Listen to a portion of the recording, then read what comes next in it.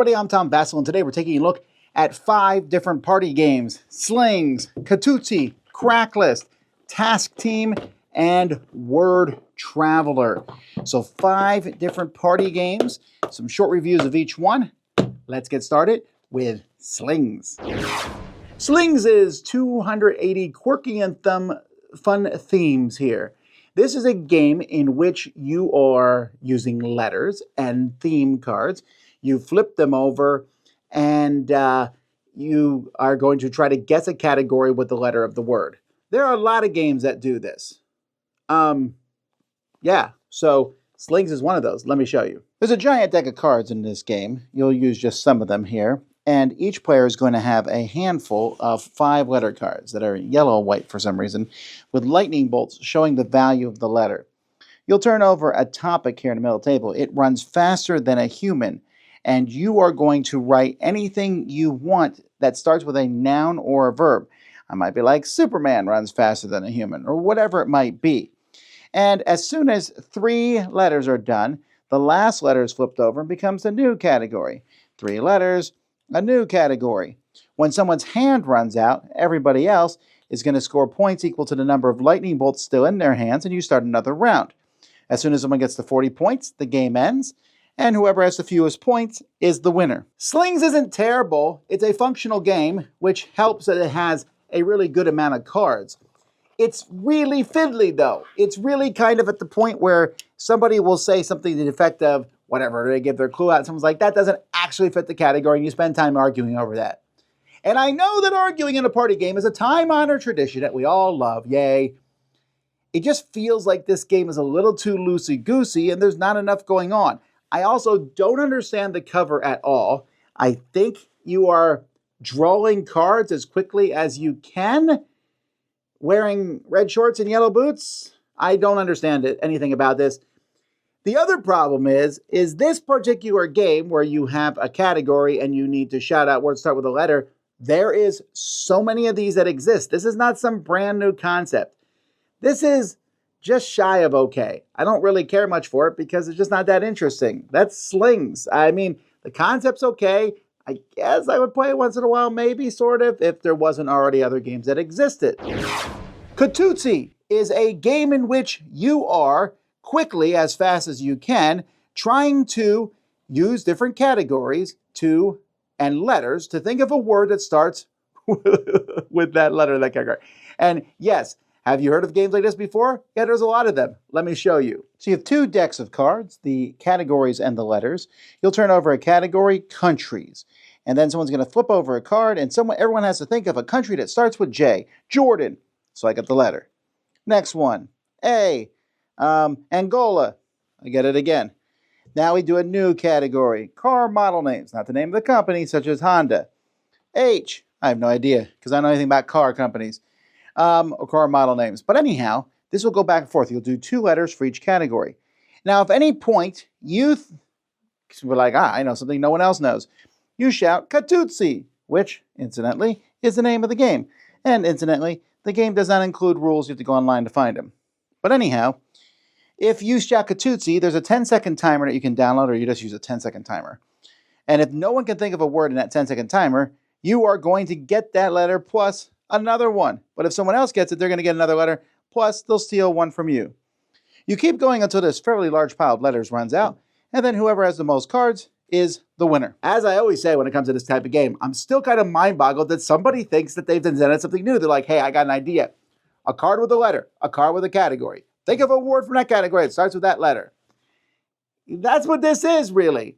Now, I mean, there's more to it than this, that, hey, maybe somebody else can't think of a word, but really, that's the only thing that makes this one different. And I'm not downloading a Katootsie tab. And also, why are the rules on this game? It's really tiny. Put the rules in the game. Come on. The game is actually really like, please don't even read our rules. Just watch the video on how to play. I think someone came up with the idea of calling it a Katootsie, and the designer just ran with that. It's not very good at all. Another 5 out of 10. Cracklist. What a dumb name for a game about party games. It's the crack you up game about making lists. So this is a game in which you have categories, And you are playing letters and using a letter to say a word that is in that category. How many of these games are there? But wait, there's more. This one's mixed with Uno. Let me show you. So you have a list of categories here. One person's going to turn over and pick one of the things from this list. So maybe dances or things you associate with theme parks, ski resorts. I don't know any ski resorts, so I guess I'd pick dances. Everyone's going to have a handful of cards, and on your turn, you have 20 seconds to play one. So I might be like, jig. Jig is a dance. And guess what? This is +2, so I can make someone else draw 2 cards into their hands. If I can't think of one, this is not working with the X, I'll draw a card from the letter card, into my hand. Ooh, this is great because this is a wild. In the future, I can play that as any letter, which is pretty cool. In fact, if it matches one of the colors of +1, +2, or +3, I can make someone else draw that card, making the Jokers the most powerful card in the game. I can also play a stop, which makes the next person skip their turn. Reverse, which reverses play. Swap, give my whole hand to somebody else. Now, if you can't think of one, you draw a card in your hand. If everyone has to draw a card into their hand, then we pick a new category. And we keep going until someone's out of cards. That person wins the round, and they'll pick the starting category for the next round. And you play 3 rounds, says the rules, and whoever has the most points, or whoever's won the most rounds, is the winner. I'm not really sure how it's supposed to work in like a 4-player game, but I'm assuming that's how it works. There's also the crack list card. I forgot to mention that one, where basically you pick up a new card and choose a new category. That's it. Wow, this game is terrible. I mean, just absolute dreck. The categories aren't even that good. Now, this does say a game dreamed up around the dining room table by a father-daughter team. So that's nice. They're putting a human face on things, and I don't want to necessarily beat up on them too much. So I'll be nice and give this a 3 out of 10. But come on. Again, this whole idea of, hey, let's play a category card and a letter card. But this one adds Uno to it, and the Uno cards are better. The only interesting thing in this game is there's a card that makes you swap your whole hand with someone else, which is a terrible thing in a game. However, if you save that card to the end and you play that card, your hand is now empty. You swap your hand with someone else and they win. So that's slightly interesting that could happen, but also not enough. The name is bad. The categories are not very well thought through. And it's mixed. This is a terrible game. Crack List. I cannot recommend it. Task Team is a game, a party game, in which 2 teams, well, there's actually 3 teams, but 2 teams at a time will go head to head. And what they're going to do is they're going to find a random thing and see who can do it better. You know, you've done this at work. Who can bounce a pencil on your hand longer? Who can say the alphabet backwards faster? That's literally what this game is, except it has tape measures. The game comes with a bunch of junk here. You got some tops and some dice that have a star instead of the 1. Some pencils, some paper, some tiddlywinks. Oh yes, tape dispensers. All right. So what's going to happen is you're going to split everybody into 3 teams. So each team means at least one person. Each round, 2 teams will be going off. The other team is the referee. You'll pull up a card. Here is Dextapity. Each player holds a tape measure in their dominant hand and try to extend it as far as possible, but you can only use the fingers and thumb of the hand holding the tape measure. So you'll use a timer for this. And so while that timer is going, the 2 teams are going to sit there and just do this and see who can get out the farthest. Or maybe our challenge will be this one. Put the counters on the table. Everyone throws a line. Use a card like a shuffle. Pick up a counter, pass the card to your other hand to your neighbor. Or maybe this one, where the referee writes a number between 1 and 100, and each team just guesses numbers back and forth, and you'd say higher or lower. Or this one here, where the referee chooses a song and secretly tells the players, and you have to sing the song only using the sound duh, so your teammates can guess it. Or maybe this one. The referee secretly chooses a famous person. You can ask yes or no questions. I would show you more of these cards, but I'm tired. I despise this type of game. The only reason I'm giving it a 2 out of 10 rather than a 1 is because I got 2 new tape measures. Yay. But really, the level of thought that goes into these games is mind-blowing to me. I'm like, here's 6 things, make up some games. Okay, the first person to make a tape measure go underneath dice as fast as you can. The first person who's going to use a tape measure to pull the dice across the board. The first person to roll Yahtzee and they can keep dice. Some of those things I said are real, some are not. It doesn't matter. I can make them up. I could make this game because this game has already been made. Are you kidding me? Are you kidding me with this nonsense? This is just do a bunch of fun things. It's for people who don't have a lot of imagination, frankly. Because I'm like, I can't think of some dumb task that we can see who can do first. But this box, fortunately, has a bunch of them. Are you kidding? Pick a number. Guess who? 20 questions, I mean? This crazy task off. It's not crazy. It's nonsensical. I don't like it. Bad. 2 out of 10. Word Traveler is a party game that is cooperative. You are traveling around one of 4 cities, Paris, Tokyo, London, and New York.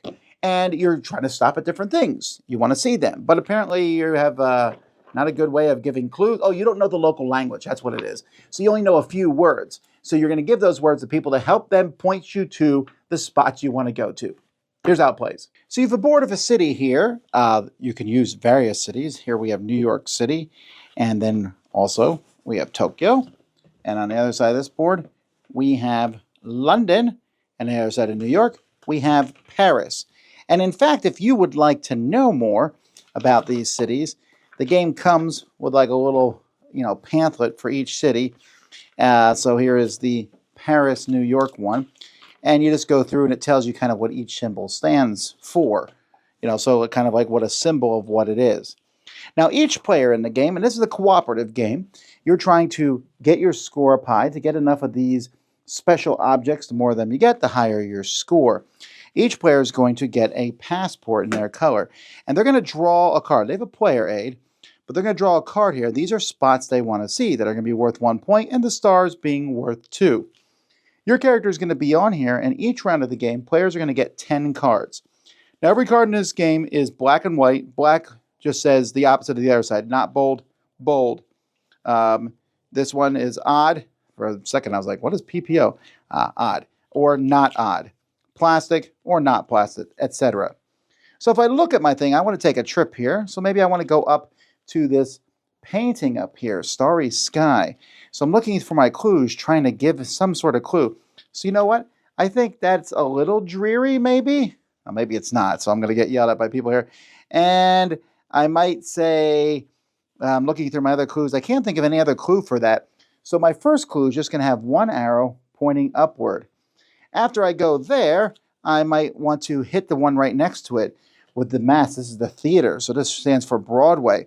So Broadway, I would say, is bold, and Broadway is active, and Broadway is not dead, and Broadway is whatever. That might be enough.